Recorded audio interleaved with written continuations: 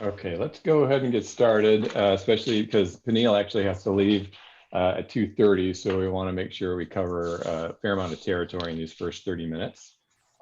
Everybody, thank you much for joining us for this panel discussion, Face Masks, Voting, and Social Media, how misinformation and contagious behavior shape who we are and what we could become. The idea with this discussion is to really talk about concepts like social contracts, maybe get into a little bit of social justice, social media, pro-social behavior, and just have an overall dialogue about it. It's a good timing. We have an election that we're in the middle of right now that ends on November 3rd.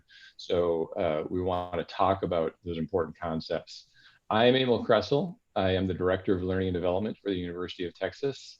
I'll be sitting back mostly, maybe providing some questions for our panelists, but the panelists will be doing a lot of the heavy lifting here. Attendees are welcome to use the chat feature to sort of talk amongst themselves. The Q&A is open. If there is a question or a comment that you would like the panelists to see, make sure you put it in the Q&A and make sure that you're sending it to the panelists.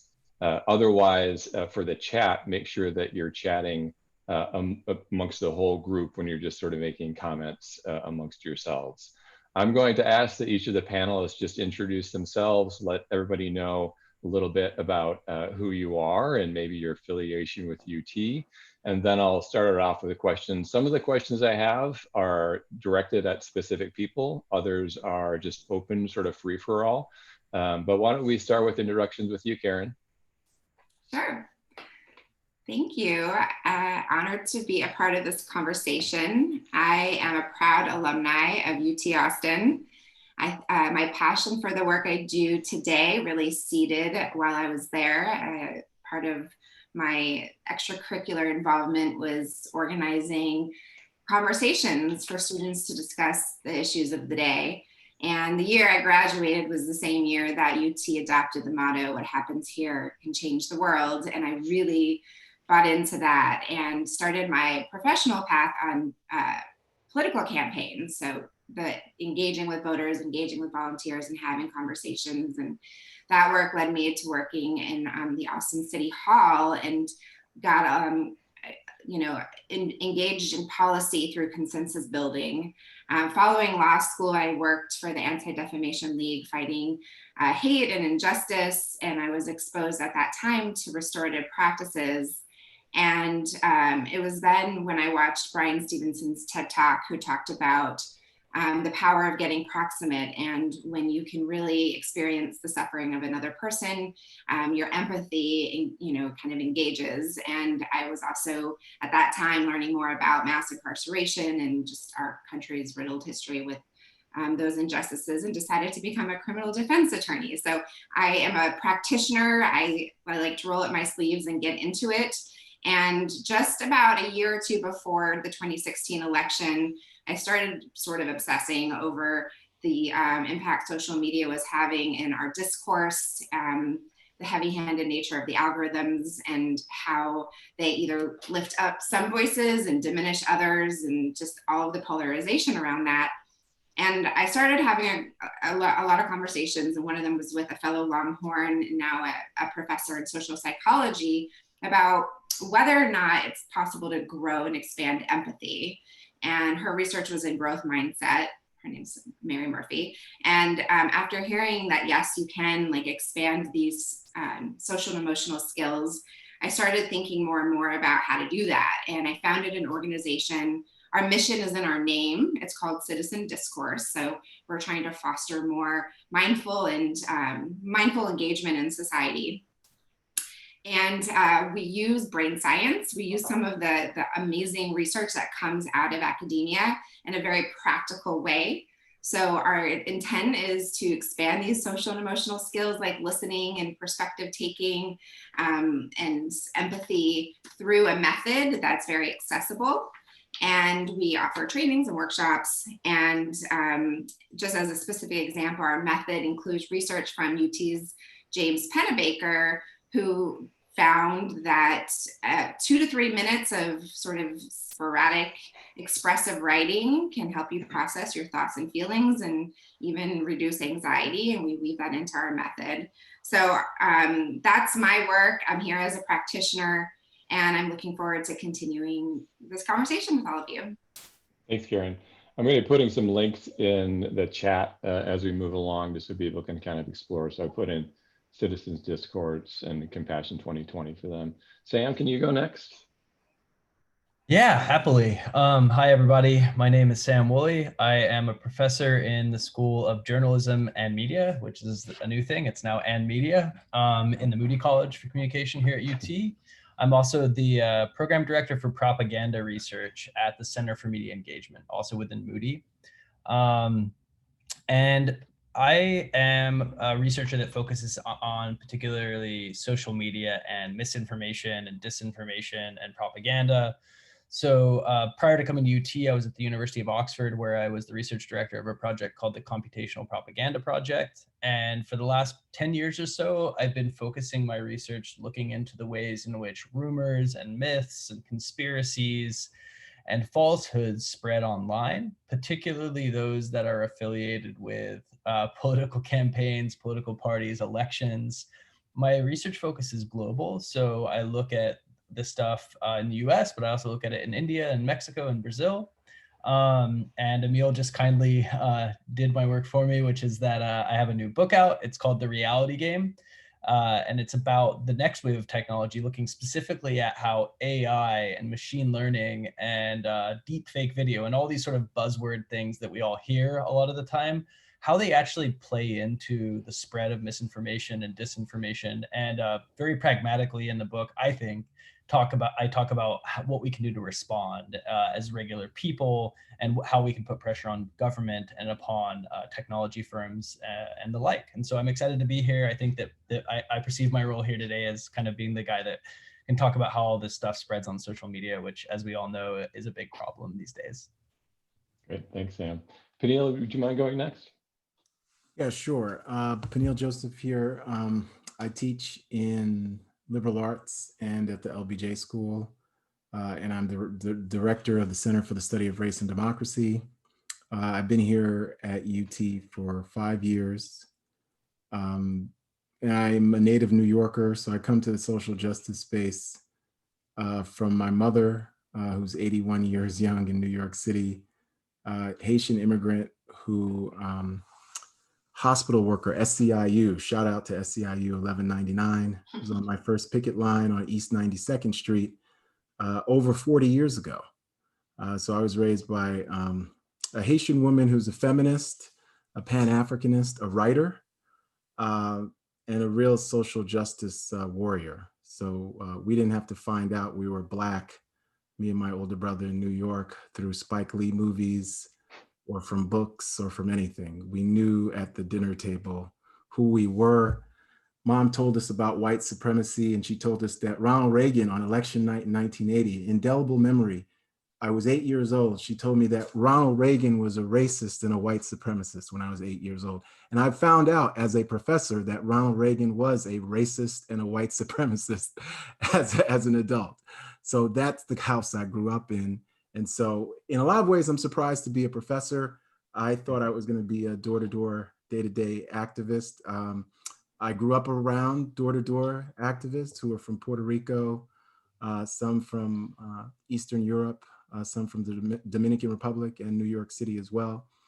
We marched against police brutality crossing the Brooklyn Bridge in the 1980s before David Dinkins became the first Black mayor. So we were under the Ed Koch regime. And sometimes people think that civil rights movements were in the 60s. I went to racially segregated high schools and elementary schools in New York City, where there were race wars on buses growing up in the 1980s. I was a part of it, so I can attest. I'm saying eyewitness experience. So a lot of what we think of connected to Selma in Alabama in the 60s was actually in good old New York City in the 1980s as well. The work we do at the Center for the Study of Race and Democracy, and we have, I put a link in there, and we're actually going to have a conversation with Ron Kirk, Ambassador Ron Kirk, this Thursday at 1:30. is really to convene public gatherings, research at the intersection of race and democracy and vulnerability. We have student fellows who are undergraduate and graduate fellows. We have a group of 23 this year who are going to be doing engaged research. They take a course with me. Karen's mention of mass incarceration. I teach a course on mass incarceration. Brian Stevenson is a hero of mine as well. I've met him a couple of times and been teaching his book for 8 years. Michelle Alexander is a friend, and I've taught her book over the last 10 years. So I've definitely been in that space of mass incarceration. The space of Black feminism. Black feminism is one of my areas of expertise for 28 years. I teach Brittany Cooper and Bell Hooks and Audre Lorde and Barbara Smith and Ida B. Wells and so many other Black women who talked about intersectional identity, but also intersectional issues of race, class, gender, sexuality, mental and non-able-bodiedness, HIV status, cash poor, environmental struggles, the whole gambit. So I think that this is a real pivotal moment in terms of 2020. And I'm so happy to see and encouraged to see so many people, especially our students, who are interested in these issues in a new way and are wanting to be very, very active. Like Karen was mentioning about the epiphany and becoming a defense lawyer. I think that's great. I teach Emily Bazelon's Charged, and I teach about defense lawyers and the work of Paul Butler as well, former prosecutors, defense lawyers who are in this space of trying to reimagine public safety. And we'll put in a podcast in the chat. I just finished a podcast with Suki McMahon, the strategy director of the Austin Justice Coalition, Race and Democracy podcast about reimagining public safety right here in Austin. That goes beyond defunding the police. It's really very, very interesting conversation. Thanks, Peniel. I also put in a link for UT Reads. Learning and Development's doing a campaign right now, trying to get encouraging everybody to read the same book in the UT. And this series is The Sword and Shield, which is Peniel Joseph's latest book, a dual biography about Malcolm X and Martin Luther King Jr. So I encourage everyone to participate. Peniel's doing a lot of stuff with me this month, so I'm really excited to have him here. Cara. Thanks, Emil. My name is Cara Biasucci, and I'm also really honored to be here today and part of this discussion. My background is as a documentary filmmaker. I am a proud alum of UT Austin as well. I got my filmmaking degree here in the Moody School. And I worked for about a dozen years on a variety of different kinds of films. My intent in going into the field was to focus on issues of social, environmental justice, and to use the medium to bring the these issues to a wider audience. I came back to UT about 9 years ago to start a project with the business school, and out of that effort has come a program called Ethics Unwrapped. And Ethics Unwrapped is a free online resource, educational resource, which is being used around the world and in businesses as well as in colleges and universities to help people think more deeply about ethical decision-making and behavior. The content focuses on behavioral ethics, which is a relatively new interdisciplinary field. And my colleague, Robert Prentice, and I just finished writing a book about behavioral ethics, which is meant as an accessible primer to help people understand how and why they make the decisions that they do, including ethical decisions. And I am the director for ethics education at the Center for Leadership and Ethics at Macomb School of Business here at UT. So yes, and I see that a link to the book just got put into the chat. Thank you very much. So Thank you all so much. Let's get started with our discussion. Again, we're going to keep this pretty organic. Feel free to jump in anywhere. These questions are really just meant for prompts and to sort of keep us within our parameters. But just to get a foundation of what we're talking about here, Karen, tell us, what is a social contract? Thanks for that question. It's certainly something that's been debated by philosophers over the years. So I can tell you from my lens, what I think of the social contract. I believe that, the very big things in the world sort of start with putting it in writing and then getting agreement and getting signatures. And so I believe a social contract is a way to capture a community's or a nation's or a classroom's core values and establish sort of that decency infrastructure, or that foundation from which, whether it's norms of engagement or policies, laws, regulations, all should stem from. Citizen discourse, we have, even before I came up with the vision for citizen discourse, I thought about having a social contract. We call it a compassion contract. It has 7 tenets for healthy communication, like listen to understand, cite your ideas with evidence and experience, disagree without being disagreeable. These are aspirational, not to say that they're always going to be the way to go, but and so I wanted to share that. So one of the things I've been working on is this campaign for Compassion 2020.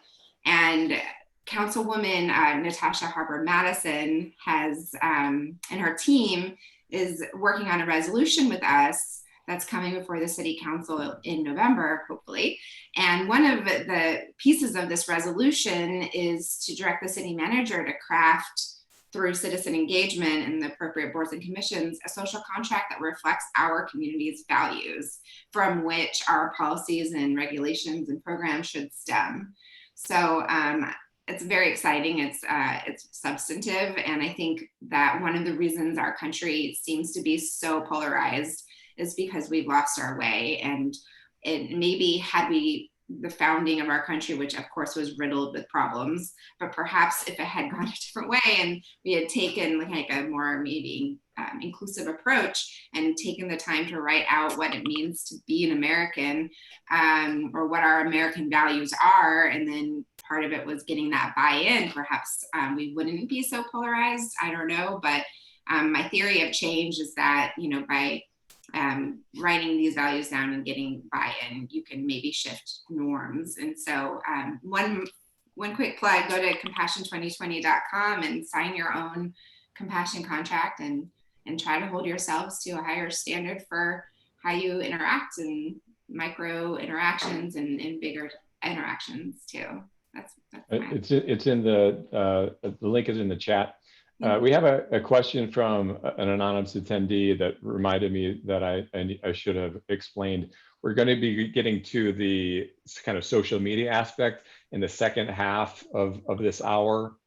And Sam is our expert in that area. So the question that has to do with combating kind of echo chambers is the gist of that question. But I just want to let that attendee know that we will get to that question later. Peniel, do you have anything to add to what Karen said about social contract, or maybe you could talk a little bit about the role of the concept of a social contract or social contract theory in a democracy? Yeah, I think that I think that's right on with what's been said. I think that one of the problems, even when we talk about kindness and compassion in the context of a social contract, is that our American social contract has been based on settler colonialism and genocide and racial slavery and patriarchy in a deeply embedded way, where people are vested in that social contract. So I think that one of the things that we're seeing in 2020, which is optimistic and hopeful, is the millions of people who've come out in the aftermath of the George Floyd protests. But at the same time, I think that when you look at the history of the country and you see efforts by racial terrorists and white supremacists to kidnap the governor of Michigan, for instance, when you see a young man use an automatic weapon to kill folks in Kenosha, Wisconsin, I think we and our students have to understand, and this is the great part about being a historian, is that there's a long history of this in the country. And so we usually try to create a story where women's suffrage is an aberration. The abolitionist movement and the reason why it's there is an aberration. The fight for gay marriage is an aberration. We try to make a story, and politicians help us continue with this story of American exceptionalism, that we are basically good people and we are trying to perfect our union.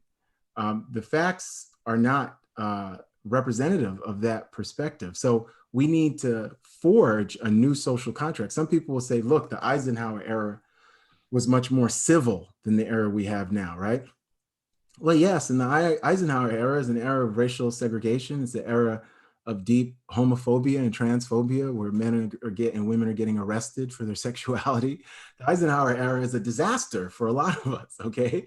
And so we need a new social contract that's forged in a new sense of citizenship and dignity for all, and that is forged in centering racial justice. And so one of the things that I think when we think about kindness and civility, yes, I'm all for it, but we also need a common denominator of what our common reality is going to be. So for instance, my big example is always the Civil War. It always goes back to racial slavery and the Civil War. Civil War is two competing realities over what that social contract's going to be. Over 700,000 Americans died because of what was basically, it's an argument. It's an argument about what is the social contract going to be. Does the federal government have the right to decide whether people are citizens or not?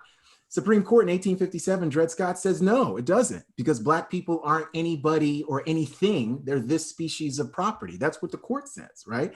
And so we're still relitigating and refighting what we thought was over in 1865, but it wasn't, right? And that's how you get mass incarceration. So the social contract is hugely, hugely important, but we have to come. And again, my social contract includes gay people and Jewish people and Muslim and queer folks and Black people and poor folks. Not everybody's social contract does. And even our laws at the federal and the appellate and the circuit and our local laws don't necessarily think that those people are included in a fulsome way in our social contract. So the arguments that we're having, and when we're saying hyperpartisanship, I don't mind hyperpartisanship when you're arguing against people who reject my right to live.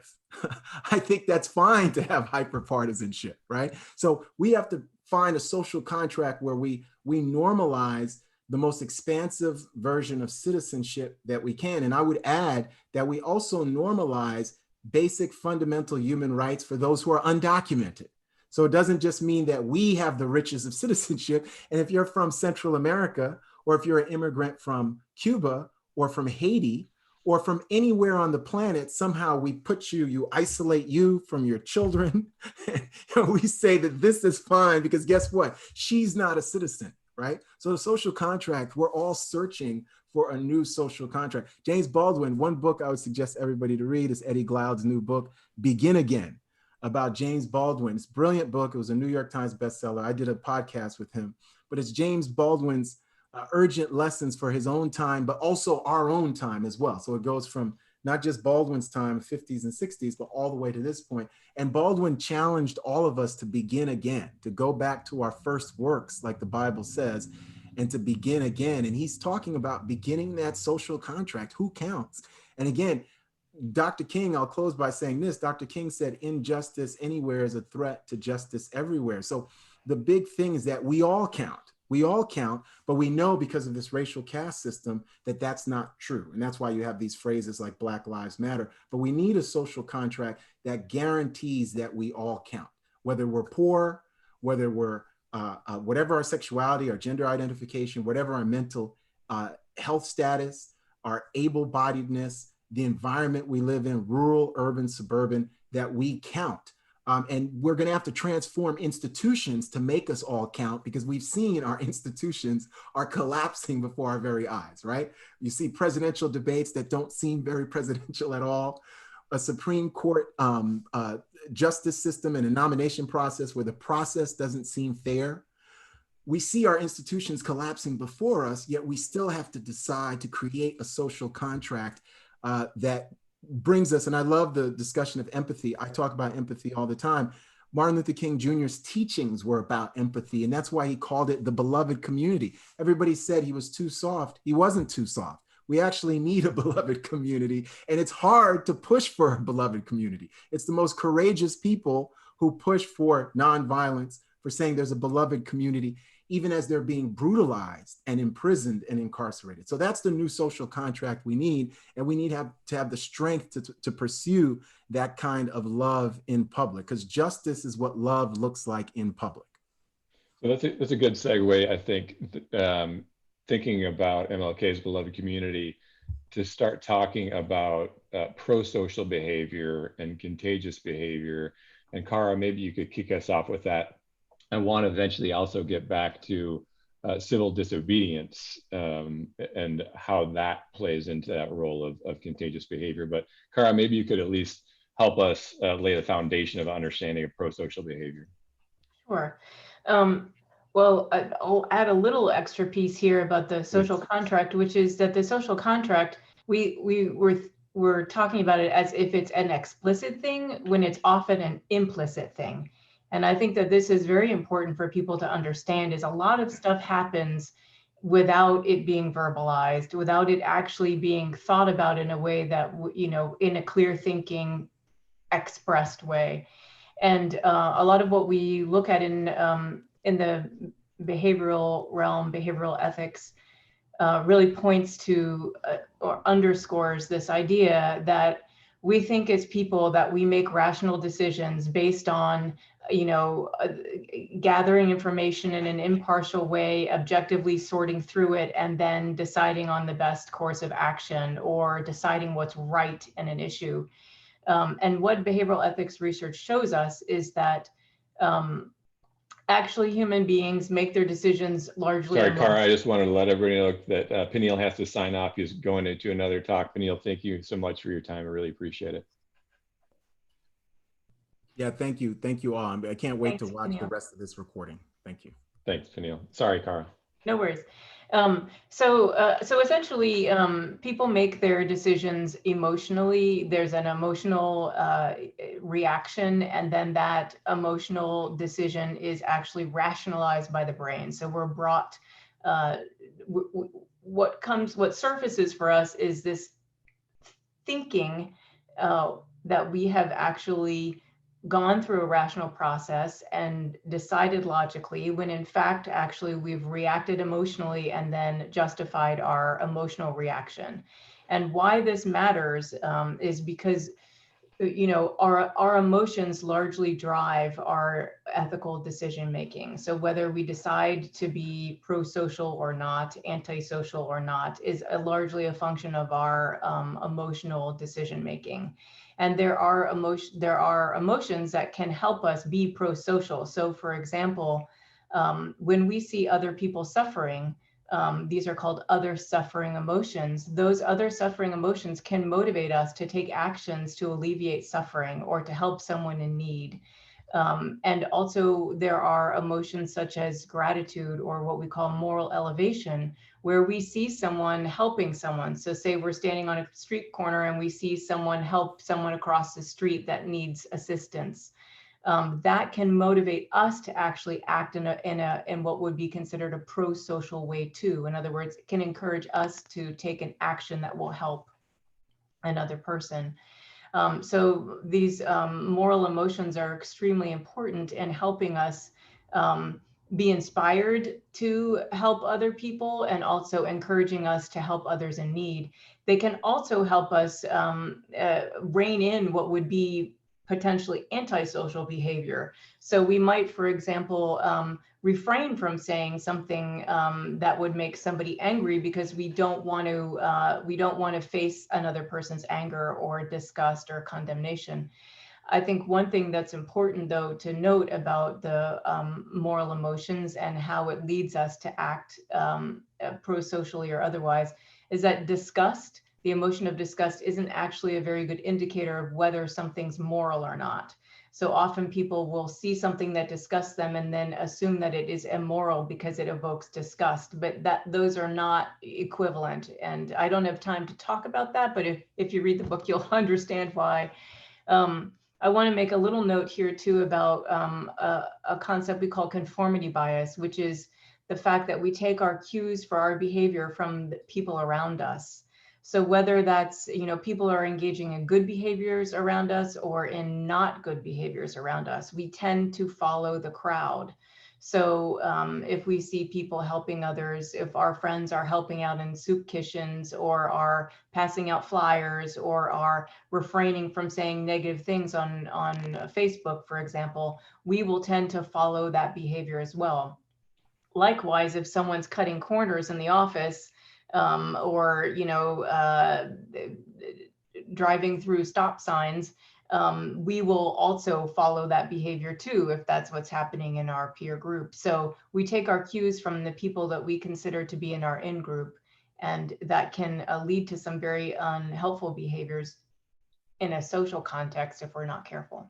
Does that give you a good starting That's great. point? That's really great. And I'm going to segue with that into having Sam talk about how that really affects social media and the information we get from social media. But there are a couple of questions or comments that I want to touch on too. One person comments, in terms of social contracts from perspective of religion, plays a big negative role or barrier for people to create their individual contract. Most religions are not inclusive, in my opinion. Somebody else says that in organizations, I think social contracts being implicit versus explicit leaves a lot of room for interpretation and assumptions that can end up being detrimental to the organizational culture. Then there is a question, and maybe we can just address it briefly.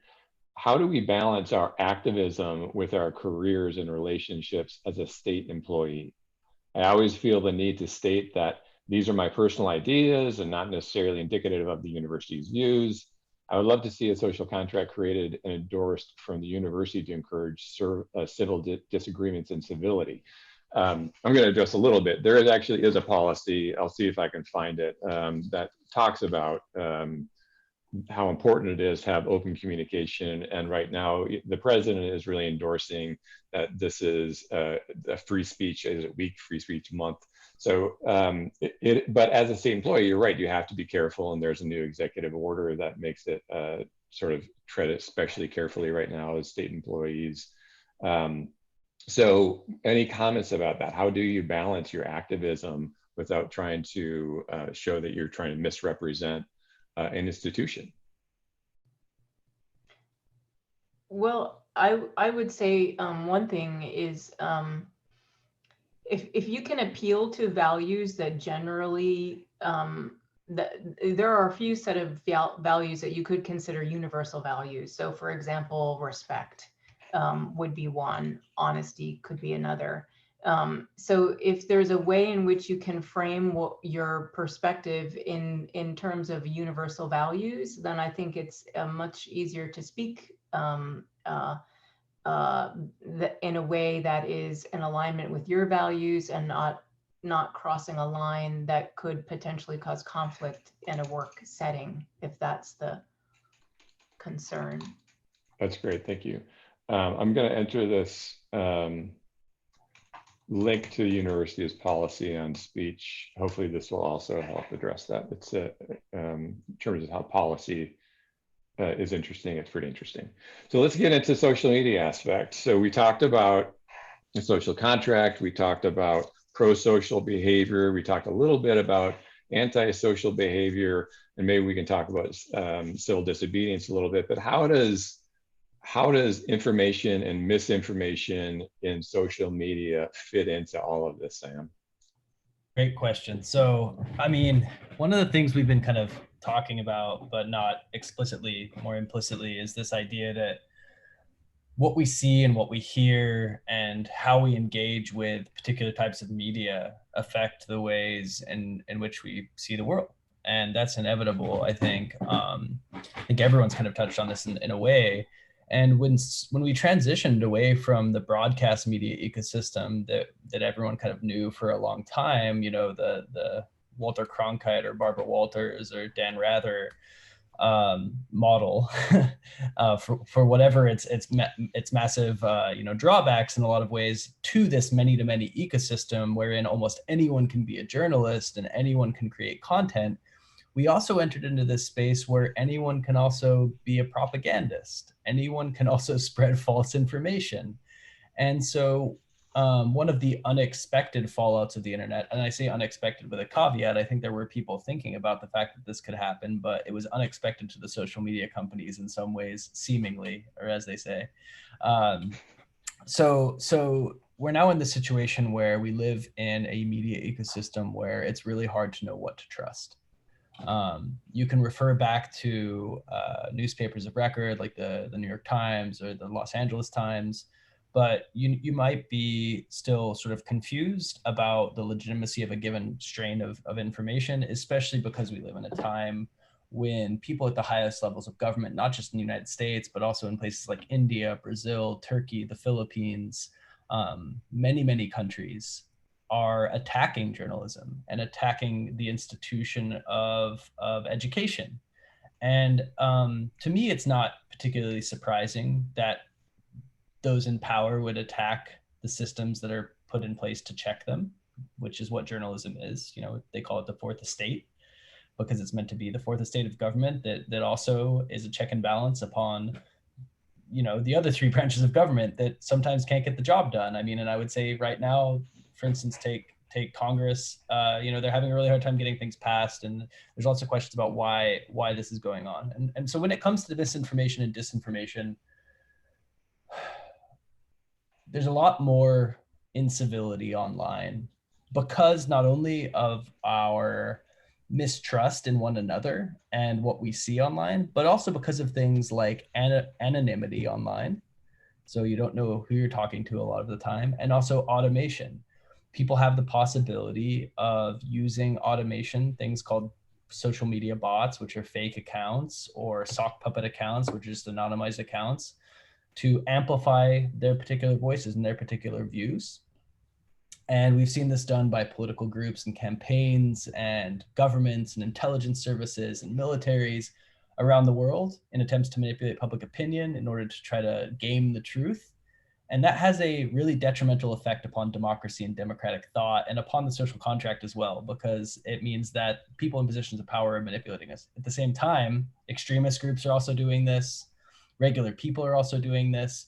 And it's a way of people that are speaking the loudest getting heard the most. And we have this reification cycle that Yochai Benkler, who's a scholar at Harvard, has called network propaganda. I call it computational propaganda, but Yochai calls it network propaganda, but specifically because he's focused on the fact that it's a whole media ecosystem that recreates these misinformation and disinformation stories. Like, it's not just the fact that it spreads on social media.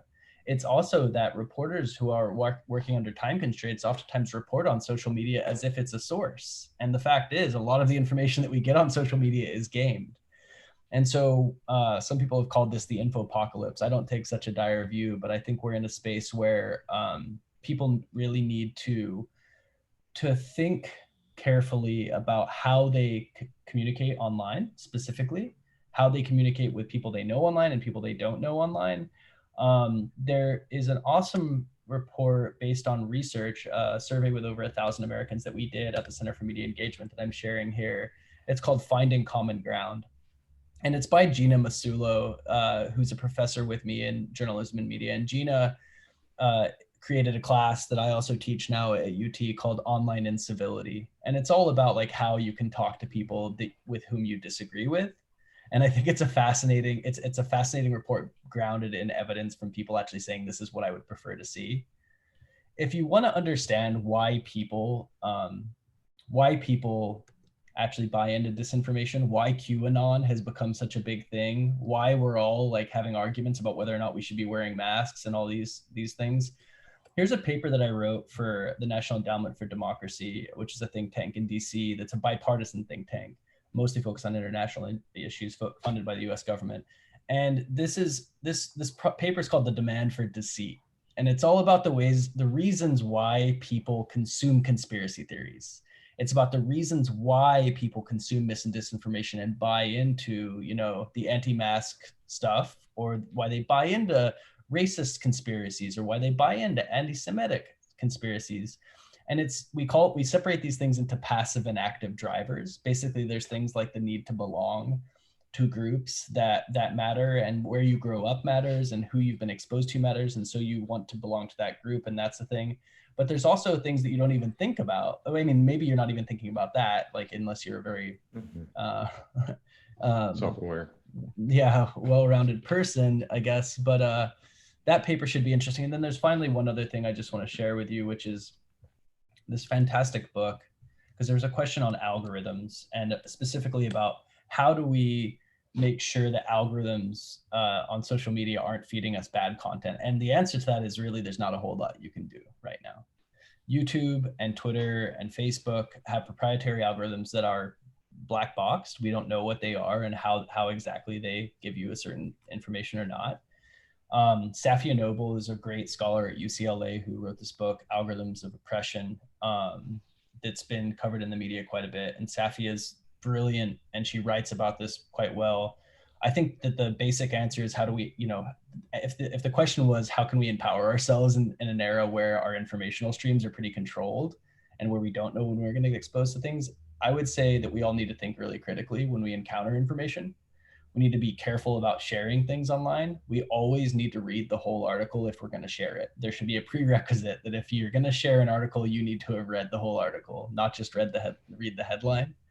And then also, take time before you respond to someone on social media. Don't do it right away. If you think you want to respond to someone and you're feeling kind of mad, take 5 minutes or 10 minutes. And by the time you come back in 5 or 10 minutes, I can almost guarantee you won't want to say anything.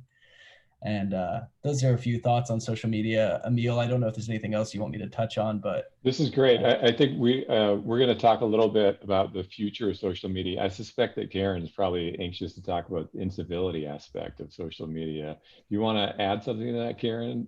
I mean, it's such an important aspect of, Compassion 2020 and showing respect and listening to understand. I mean, what's your take on your whole philosophy as it relates to social media?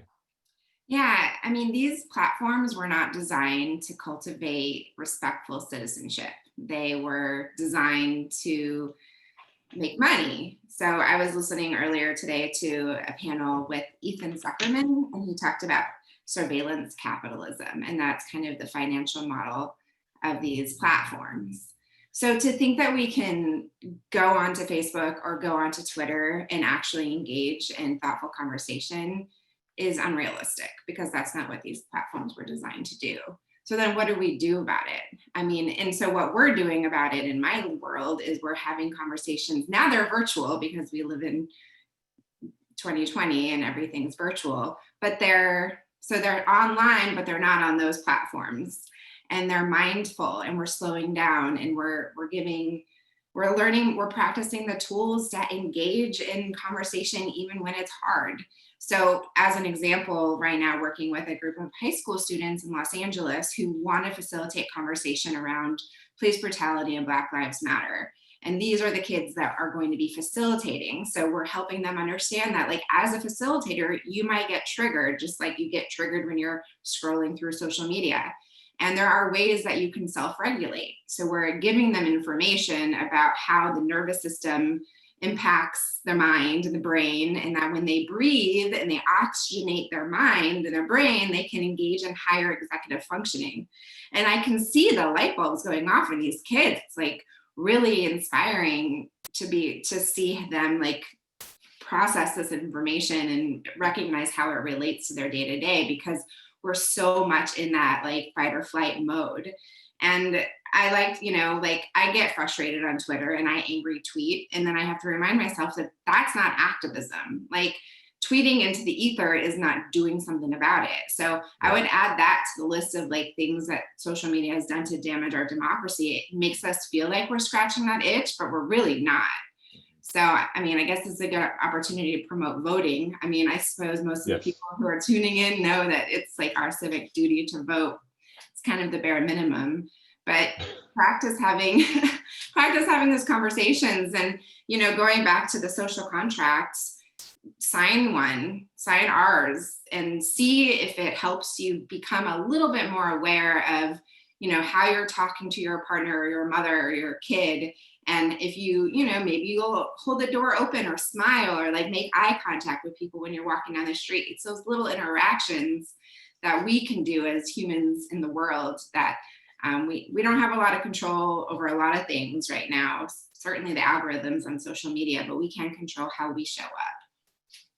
So Cara, how do you think social media affects ethical or unethical behavior? Oh, well, that's a big question. Yeah. That's a big question. Well, in terms of sorry, go ahead. Oh, no, the first thing I wanted to note was that I think it's important that everybody understands that, we have like in-group and out-group bias, right? So in my in-group, I use a different part of my brain to judge the actions of people in my in-group. When I'm judging the actions of someone I consider in my out-group, I'm using a different part of my brain to judge that out-group member. And so the thing that I would give my in-group member a pass for doing, I'm going to judge my out-group member harshly for doing. And that kind of inconsistency and the way we view and judge each other, I think is really important for people to understand, especially in a country that's become very polarized. Because I think that it's very easy to become tribal, when we get kind of a breakdown of this kind of social fabric the way we have, and we really decamp, if you will, into these groups, whether they're on social media or not.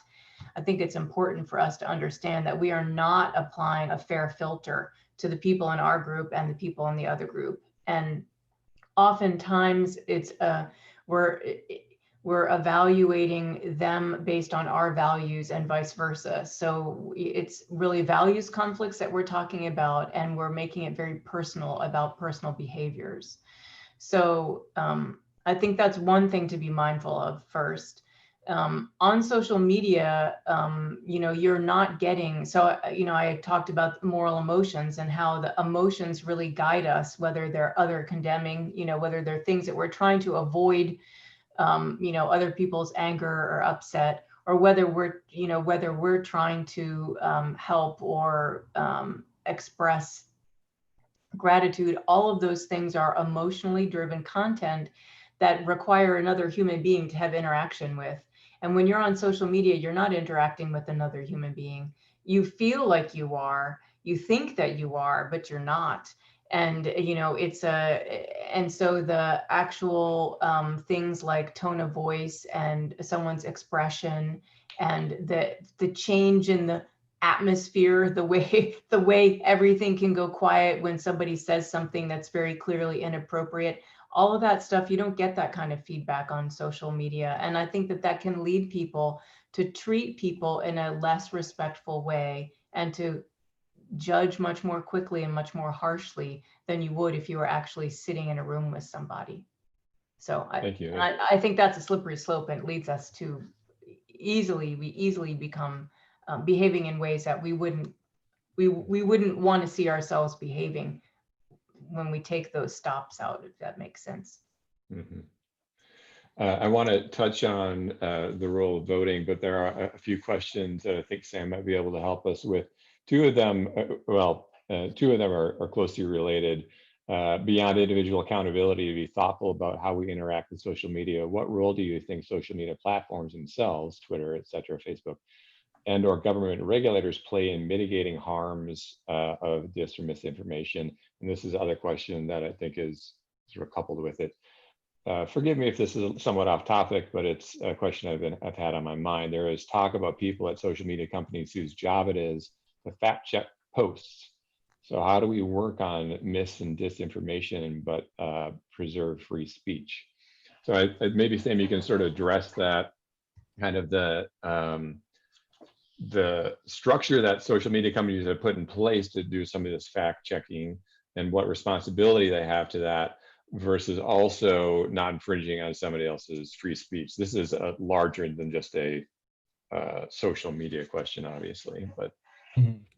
Yeah, so these platforms, because they're relatively new, and it's something Karen and I were talking about when we first jumped on the phone, because they've only existed for a few decades, the jury's out on how to actually deal with them. And the fact of the matter is, in the United States, the government has by and large decided that regulation on these platforms is not really going to happen, or it has not been happening. So the Federal Elections Commission, which oversees, uh, oversees our electoral process and right doing versus wrongdoing during these processes, made a decision in the early 2000s that they weren't going to have oversight of social media, full stop. They just don't analyze it. This was the decision made prior to like Facebook and all of these organizations coming into being, really. And all of the law that oversees these companies, or the very little bit of law that exists, is predicated on something in the United States called Section 230 of the Communications Decency Act, which is 20 some odd words that basically says platform companies can't be held liable for the content that internet platforms can't be held liable for the kind of content that appears on their site. Again, this was created in the mid 90s, well before social media existed. Social media companies have been able to basically operate with impunity because of these few words. So they don't have to make decisions about the kind of content that appears on their platforms. That means that they can host white supremacist content, they can host racist content, they can host misogynistic content. It doesn't really matter, because they won't be held criminally liable. Platforms for a very long time, and sorry to get a little wonkish with you on this, but the internet platforms, Facebook, YouTube, Twitter, have for a very long time tried to make the argument that they are just that. They're just platforms. They're not media organizations. They're a technology service. So they want to make you think that they're kind of like it's like a phone. You make a call and what you say over the phone is what you say. It's not AT&T's fault that you said it. The thing is, though, Facebook and YouTube and Twitter look a lot different, right? Like they have algorithms that make choices about what kind of news and information you get to see, who you get to be friends with, how you interact with communications about an election. So it's not like a telephone. It is absolutely curated. It is absolutely, these people absolutely do arbitrate the truth. And I say that very specifically because Mark Zuckerberg and Jack Dorsey and these Silicon Valley CEOs say, we're not the arbitrators of the truth, but they are in a lot of ways. And so they've tried to do quite a bit. My philosophy on this is that we need more governmental regulation. I hate the call for more regulation, because I know it's not a popular thing to do in some ways, but I think honestly that we've gotten to a stage where if we don't get governmental regulation, that this thing will never be addressed, because the companies, as Karen very aptly pointed out, have no incentive really to change their structure, because they make billions and billions of dollars off of the way this exists. Someone mentioned the recent movie, The Social Dilemma, on Netflix, and that documentary says a lot of what's there. I mean, granted, it is coming from a lot of mostly white people from Silicon Valley, like their mea culpa moment after they've made millions of dollars in Silicon Valley off of these products. So I do think we need to listen to other folks, people, voices of color, who are oftentimes the most manipulated by these systems. But I do think that the point that the movie makes is reasonable, which is that the financial models of these companies makes it so that we can't allow them to self-regulate. It's like the equivalent of like asking a bunch of crooked cops to hold another crooked cop accountable. You wouldn't do it. You just don't do that. And so we've got to figure out a better system of checks and balances, and we'll get on our way there. One quick point though, Emil, is about social media and like about how people respond to one another on social media. Think to yourself, like, when you're talking to someone on social media, if you don't really talk to them or have a relationship with them anymore, think really carefully about whether or not you actually want to have an argument with them. Because like the only people I really care to argue about politics and things with nowadays is my close friends and family. And one of the things social media does is makes us mad and makes us think that there's a reason we should argue with people we don't really care about anymore in our lives. And so that's a good point, and it helps me kind of bring this back around, because I wanted now to talk about, as we close out, okay, so then so we don't end on a grim note, what do we do? Like, what actions can we take? And we've touched on a little bit. Karen, you're doing some great work to sort of encourage people to be more compassionate, but what else can we do? What actions can we take, and just as an example, and this is a question that somebody hit on even before this, but it's come across. How do we address people who are consumed by misinformation? So people who are consumed by QAnon, for example. How do we interact with those people? How do we help them? So, Sam, you're saying that you only interact with friends and family or people that you have a direct, that you sort of care about. But do we have a responsibility to try and get through to these people who are consumed by misinformation? Sorry, I'm laughing. Sorry. I have myself on mute. Well, I can say what I've done. I deleted all of my social media accounts about 2 years ago because I really felt that it was not adding to my life, and it was taking away time that I would have otherwise spent actually in connection with people in my life, with my community. And so I made a personal decision to seek more direct engagement and so that was a personal decision that I made based on reading a lot of things, and also based on the tone and my own experience on social media, which was that I often ended up more upset at the end of my scrolling than anything else. Upset because of people who were misinformed, or because of things that I saw that were really upsetting to me. So that was my approach to it.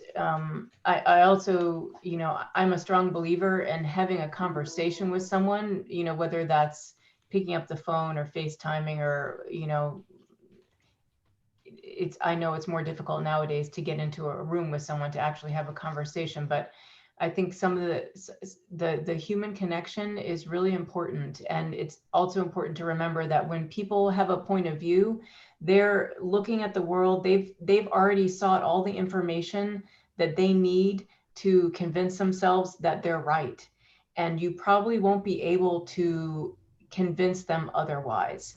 And that's never my aim in that kind of a conversation.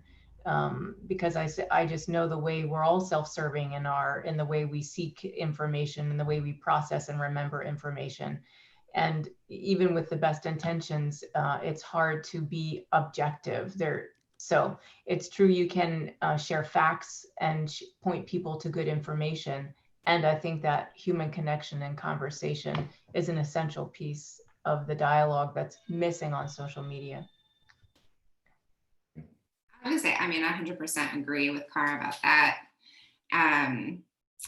Not that it's a drop in the bucket, but I quit Facebook, and I just feel like, but I use Instagram. It's owned by the same company. It's like, I realize the inconsistency there.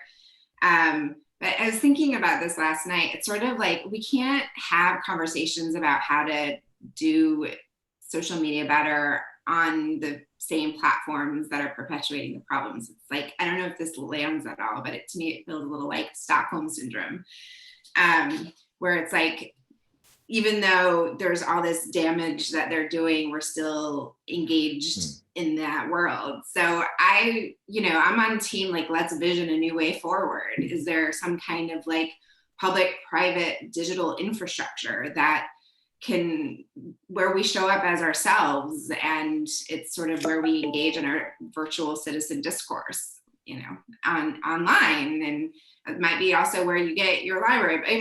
Something that's beyond our current reality, and Sam might have more perspective on what's coming up in the technology lane. But I just feel like, I know Facebook is growing exponentially regardless of my decision to drop out, but I guess check yourself. And if you think it's perpetuating damage to our democracy, then quit it. That's one thing. Yeah. Yeah.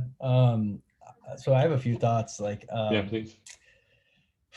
So Sun Tzu, the Art of War, which is a bit corny to quote in a conversation about how we cross bridges, actually has a quote that's great, which is that, we must build a golden bridge over which our enemies can retreat.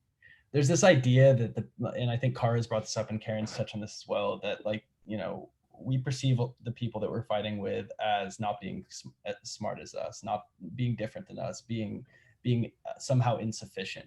But really, like, if we understand that they are coming at something from their own sort of social backgrounds, their own belief systems, they've been baked a certain way that we haven't been baked, that we can maybe work to be more civil in the ways in which we engage, be more selective in the ways we engage. And I think about this in terms of like a systemic response rather than just a one-on-one response of like, arguing with people that we know on social media. So systemically, I think we have to work to sort of address the fact that the systems that we have in place have not really trained people to react very well to social media. People don't really know how to act and behave in this new era. And so we're still in a very big adjustment phase. And so I think we should be patient with ourselves. I heard someone say the other day that they were hoping that there was going to be a creation of like Walt Whitman style park spaces online. And I kind of love it. Like, I think it's like this, we should be playing right now with these ideas of like, how do we build the better version of social media, the version that is more democratic? And in my book, The Reality Game, I talk about this idea that social media companies were designed with money in mind. They were designed with attention in mind. And so in the book, what I say is like, how do we build systems that are designed with human rights in mind, that are designed with equity in mind? And those are the kinds of questions that I hope are being asked, and I think are being asked in some way, shapes, and forms by technologists around the world. But it's up to all of us to like give those platforms primacy. And the thing I'll end with is saying that, the major social media companies and technology companies have invested billions and billions of dollars, hundreds of billions of dollars at this stage in virtual reality. And the CEO of Apple and the CEO of Facebook have all talked about how they expect their platforms will be virtual within the next 10 years. And those are platforms wherein you can see, hear, feel like all of this much more palpably. And so we have time before that actually happens. That's where I anticipate that social media will go. It will go to an extended reality, virtual reality, augmented reality type world. And so before we get to that point, we need to ask ourselves some really tough questions about how we want those worlds to look, because hate and all of this terrible stuff could look really bad in those places. But democracy, if we build them with democracy, with human rights in mind, could really flourish in specific ways as well. So the time is now to try to act there. Thank you so much. That's a good note to end on. The panelists, thank you so much. You were great. Don't be surprised if you hear from me again soon. I feel like this was just sort of scratching the surface. So maybe we can do something again in the not too distant future. Everybody vote. If you haven't done it already, election ends on November 3rd. So get out there and vote. This webinar will actually be recorded. It's on our YouTube channel. So you can watch it after I have a chance to put closed captioning on it, and check out our other programs. Again, thank you all so much for being here and joining us for this important webinar and discussion. Thank you very much. Thank you. Thank you. Bye-bye. Thank you. Bye.